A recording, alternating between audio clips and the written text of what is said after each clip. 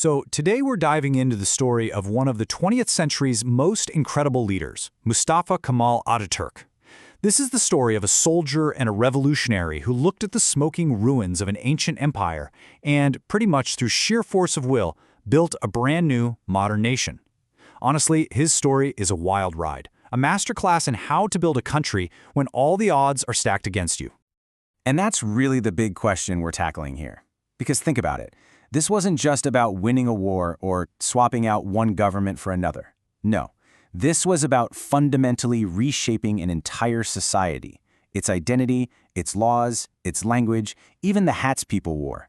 This was the absolutely monumental task that Ataturk set for himself. To really get a handle on what he pulled off, you first have to understand just how desperate the situation was. The Ottoman Empire, which had been a world power for centuries, wasn't just fading, it was gone. I mean, try to imagine this. Your country, after 600 years of history, is on the losing side of World War I. Foreign armies, the British, French, Italians, Greeks, are literally occupying your homeland. The Sultan, your leader in Constantinople, is basically a puppet for the winners, who are busy carving up your country like a cake. For the Turkish people, this wasn't just a defeat. It felt like their entire existence as a nation was about to be erased.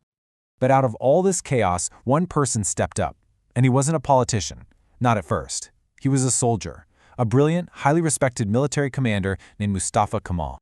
And his rise was just meteoric. He first became a national hero back in 1915 at the Battle of Gallipoli. But after the war, he just refused to accept his country's fate. So in 1919, he openly defied the Sultan and started organizing a resistance. That kicked off the Turkish War of Independence. And incredibly, by 1922, he led his army to victory, kicking out the foreign forces. Just a year later, the Sultan was out, and the Republic of Turkey was officially born, with him as its very first president. Okay, so winning the war was one thing, but building a new country from scratch? That was a whole different ballgame. Now, Ataturk started what might have been his most ambitious project of all, a radical, top-down revolution to change literally every part of Turkish society. So what was the playbook for all this? Well, it was an ideology that came to be known as Kemalism, sometimes called the Six Arrows. These were the absolute bedrock principles for his new republic. They were all about having a government run by the people, fostering a strong Turkish national identity, creating a secular state, so separating religion and government, and being totally committed to constant reform and modernization. And this is where things get really radical. The entire legal system was ripped out and replaced. You see, under the Ottomans, the law was all tied up with religion, handled by Sharia courts. Well, Ataturk abolished them in 1924 and just imported secular legal codes from Europe, like the Swiss Civil Code. That one move created a separation of church and state that was almost unheard of in the Muslim world at the time. But he didn't stop with the law. He went after the language itself. Ottoman Turkish was written using this complex Arabic script that, frankly, was really hard to learn, so most people couldn't read. In 1928, Ataturk just mandated a total switch to a new Turkish alphabet using Latin letters. The goal here was pretty clear: jack up the literacy rate and at the same time, cut the cultural ties to the Ottoman past and pivot Turkey towards the West.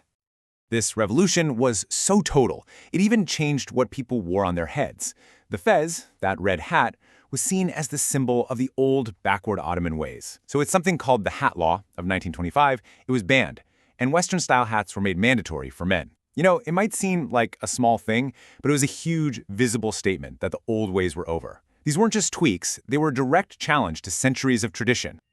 So, you might be wondering, did all this actually work? Well, just look at the numbers. After he changed the alphabet and pushed for education, the literacy rate more than doubled in just 13 years. I mean, that's proof right there that this push for modernization was having a massive, real-world impact. And check this out, another incredible result of his reforms. Ataturk was a huge advocate for women's rights. In 1934, he made sure Turkish women got full political rights, the right to vote and the right to run for office. And in the very next election, 18 women were elected to parliament. Now, to put that in perspective, at that time, that was more female lawmakers than in the United States or the United Kingdom. It was truly revolutionary. And the reforms just kept coming. I mean, he abolished the caliphate, the leadership of Sunni Islam that had existed for centuries. He shut down religious orders. He gave women equal rights in civil matters like divorce and inheritance. He even made everyone adopt a Western-style last name. He himself was given the name Atatürk by the parliament, which literally means father of the Turks.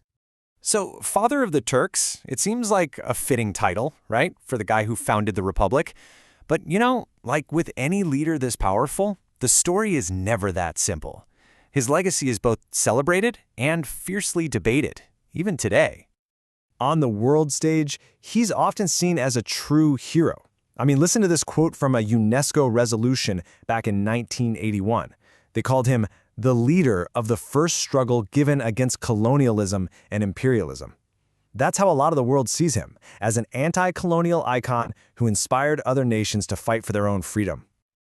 But inside Turkey, and among historians, well, it's a lot more complicated. On the one hand, he's praised as a visionary, the man who saved the nation, built a secular democracy, and championed progress. But on the other hand, critics will point out that all these reforms were forced on people through an authoritarian one-party state that crushed anyone who disagreed. They'll also point to aggressive Turkification policies that suppressed ethnic minorities and to the atrocities and forced population swaps that happened when the republic was founded. It's a legacy that is both brilliant and deeply controversial. And that brings us right back to our big question. Ataturk saved his country from being wiped off the map and basically willed a modern nation into existence. But he did it using methods that were often authoritarian, uncompromising, and brutal. So how do we weigh that? How do we balance the visionary nation builder against the iron-fisted ruler? That is the tough, complicated question at the very heart of Ataturk's legacy.